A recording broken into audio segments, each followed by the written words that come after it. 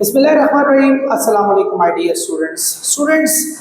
Chapter waves का एक बहुत ही इम्पोर्टेंट टॉपिक, डेफिनेटली अगर मैं ये कहूँ कि it's one of the very important topics of this chapter, तो इसमें कोई भी बात गलत नहीं होगी। पोलराइजेशन।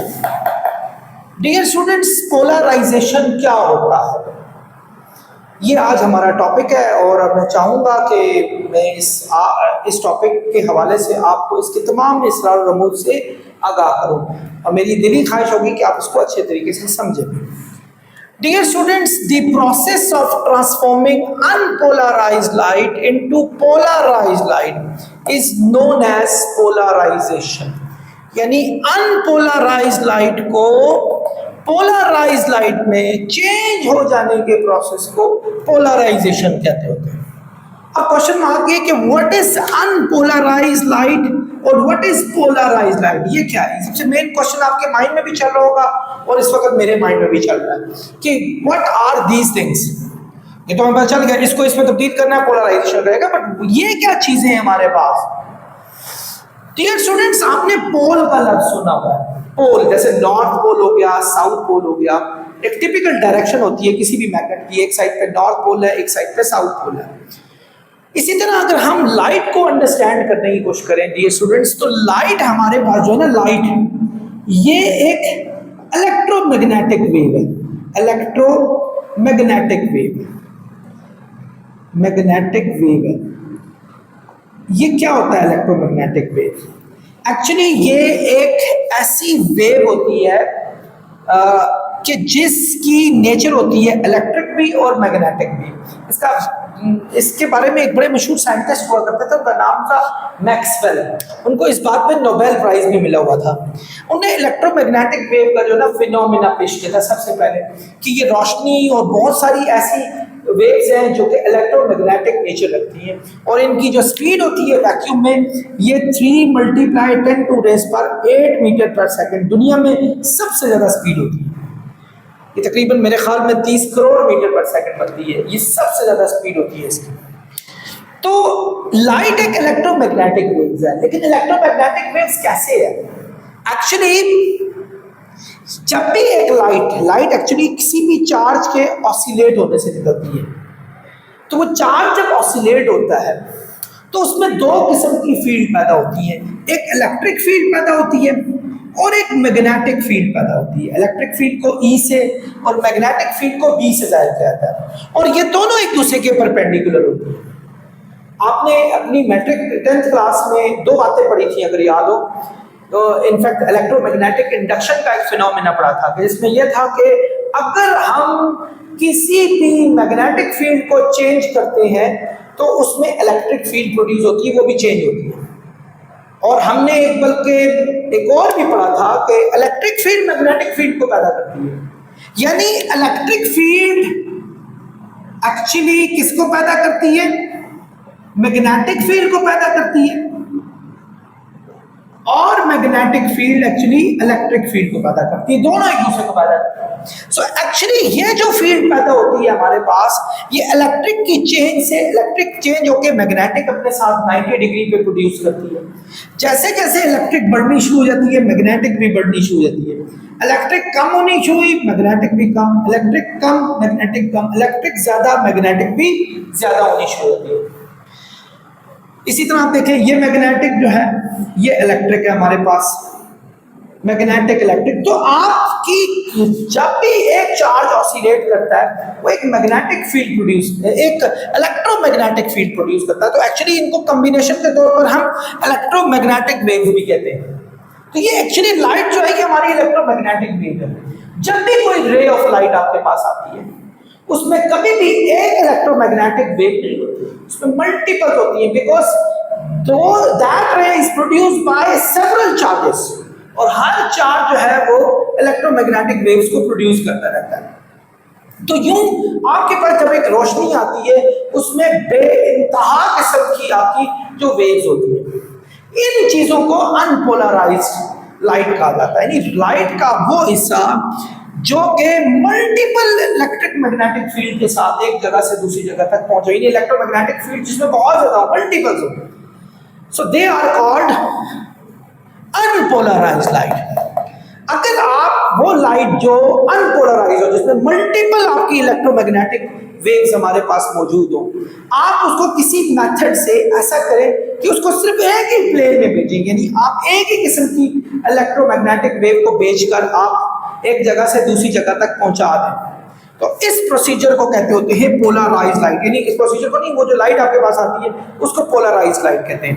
यानी आप जरा समझने की कोशिश करें स्टूडेंट्स, ये देखें, ये एक लाइट है हमारे पास, इसकी मल्टीपल्स हमारे पास जो है ना वो इलेक्ट्रोमैग्नेटिक वेव्स हैं। जब ये जाती है, अगर किसी पोलराइज्ड मटेरियल से अगर ये निकल कर दूसरी जगह पर आ जाए, अगर हम इसको पोलराइज करने की कोशिश करें, ये अनपोलराइज्ड लाइट है, अनपोलराइज्ड है। अगर मैं इसको किसी मटेरियल से गुजार कर पोलराइज कर लूं, अगर पोलराइज लाइट इस तरह की फील्ड को भेजने को तैयार है, तो इसी तरह की आपकी जो ये रोशनी होगी वो जानी शुरू हो जाएगी। यानी एक्चुअली बाकी सारी जो है दाएं बाएं आगे पीछे ऊपर नीचे वाली सारी उसके अंदर जम होगी, खत्म होगी। तो ये एक पोलराइज करके एक जगह से दूसरी जगह तक भेजती है। सो डियर स्टूडेंट्स, एक बात आपके इसी के हवाले से ये भी बताता चलूं कि जो हमारे स्टूडेंट्स, क्या हमने चीज सीखी कि ये मल्टीपल वाइब्रेशंस जो हो रही हैं, इसको एक सिंगल प्लेन की वाइब्रेशन में अगर लेके जाया जाए तो दैट इज कॉल्ड पोलराइजेशन। इस प्रोसेस को कहते हैं। हाँ, दूसरा एक बात और भी है, आप ये याद रखें कि हमारी जो रोशनी है, लाइट है, ये ट्रांसवर्स नेचर रखती है। आपने पिछले साल अगर याद हो तो दो किस्म की वेव्स पढ़ी थी। वेव्स के दो जो है वो प्रोडक्शन के दो मेथड होते हैं। एक होता है जो अप डाउन मूवमेंट होती है, जो क्रस्ट और ट्रफ पे होती है, that is called transverse nature. और एक होती है जो बैक एंड फोर्थ होती है, जिसको हमने पढ़ा था कि वो हमारी कंप्रेशनल वेव्स या लॉन्गिट्यूडनल वेव्स होती है। तो लाइट एक हमारी ट्रांसवर्स नेचर रखती है। मैं इस बारे में थोड़ी सी और भी डिस्कशन करूंगा। अब हम चलते हैं कि पोलराइजेशन यानी लाइट के जो मल्टीपल्स प्लेन है उनको सिंगल प्लेन में लेके जाना हो तो उसके क्या प्रोसीजर्स होते हैं। डियर स्टूडेंट्स, अभी क्वेश्चन पूछा कि how polarisation can occur, polarisation कैसे हो सकती है। तो डियर स्टूडेंट्स, टॉपिक है polarisation by a Polaroid filter. एक खास किस्म के पोलरॉइड फिल्टर होते हैं। What do they do actually, ये किसी खास प्लेन पे बने हुए होते हैं और ये उसी प्लेन की वाइब्रेशन को अलाउ करते हैं और बाकियों को रिजेक्ट कर देते हैं, यानी बाकियों को अपने अंदर से ट्रांसमिट नहीं होते। ये खास मटेरियल के बने हुए होते हैं, इनमें केमिकली कुछ ऐसा इसका स्ट्रक्चर होता है कि ये लाइट के सिर्फ उसी हिस्से को अलाउ करते हैं जो उस प्लेन का डिजाइन किया गया होता है। जरा आप देखें, ये एक हमारे पास बल्ब है जो कि रोशन है इसमें, और ये जब लाइट को थ्रो कर रहा है तो लाइट इसकी मल्टीपल डायरेक्शंस में जा रही है, यानी it has got multiple vibrations, बहुत सारी वाइब्रेशंस है हमारे पास। ये वाइब्रेशंस जिसकी बहुत सारी मल्टीपल हैं, ये जब जाके स्ट्राइक करती है किसी भी पोलरॉइड फिल्टर को, ये पोलरॉइड फिल्टर है आपका, पोलरॉइड फिल्टर, जब इसको स्ट्राइक करती हैं तो क्या करती हैं, ये उनमें इसी प्लेन की जो हमारे पास वाइब्रेशन होगी वो अलाउ करेंगे, सिर्फ इसी प्लेन की। बाकी ये वाली ये सब की सब जो है ये यहीं से बाहर चली जाएंगी, यानी they will not be allowed to go through it, ये इसमें से इजाजत ही नहीं होगी करने की। सो ये प्रोसीजर था हमारा पोलराइजेशन का। पोलराइजेशन में हम पोलरॉइड फिल्टर को यूज करके लाइट को जब उसके अंदर से ट्रांसमिट करवाते हैं तो वो उसी प्लेन की लाइट इसमें से निकल जाती है। इमेजिन करें स्टूडेंट्स नजर आ रहा है, चेक करें। इमेजिन करें स्टूडेंट्स, अगर मैं यहाँ एक और फिल्टर लगा दूं, ये फिल्टर लगा दूं आप, और ये अब इसके आगे एक और फिल्टर लगा दूं और इसका जो प्लेन है वो इस तरह का हो, जब ये लाइट इसमें से यानी अब आपकी ये पोलराइज लाइट है, ये पोलराइज लाइट है, लेकिन इसका कौन सा जो प्लेन जा रहा है वो वर्टिकल प्लेन यहां से जा रहा है, लेकिन मैंने इसी जैसा एक पोलराइड फिल्टर लिया, उसको थोड़ा सा मैंने कर्व कर लिया, उल्टा दिया। अब चूंकि ये वाला फिल्टर है, लेकिन इसमें से ये वाला ये वाला आपका पोलराइज लाइट है, इसमें से इस तरह का पैटर्न यहां से लाओ हो सकता है, इस तरह का पैटर्न तो इसका है नहीं, तो नतीजा क्या होगा कि लाइट यहां से आगे नहीं जा सकेगी, लाइट ब्लॉक हो जाएगी हमारे पास। लेकिन अगर मैंने इसको यहां लगाया होता तो यहां जो हमारी पोलराइज लाइट होनी थी वो भी हॉरिजॉन्टल जो है वो प्लेन वाली जानी थी हमारे पास, क्योंकि वर्टिकल वाला था तो वर्टिकल वाला ला होगा। अगर इस जगह पे इसको हमने उल्टा दिया होता, हॉरिजॉन्टली किया होता, तो यहां से जो पोलराइज हुई थी वो हॉरिजॉन्टल होनी थी, क्योंकि हॉरिजॉन्टल इसका है। लेकिन यहां से आगे हॉरिजॉन्टल वैसे ही खत्म हो चुका है, यहां से आगे वर्टिकल प्लेन के है, लेकिन वर्टिकल प्लेन के आगे फिर मैं पोलराइजर लगा लूं, so it is not gonna be go through it. ये जो एनालाइजर होता है ये उसमें से उसको गुजार नहीं सकेगा। तो आप इसको सीधा करके इसी टाइप का बना ले तो ये it will be allowed to go through it. So ये प्रोसीजर है स्टूडेंट्स हमारा पोलराइजेशन का। हम पोलराइड फिल्टर के जरिए लाइट को इस तरह जो है वो रिस्ट्रिक्ट करते हैं।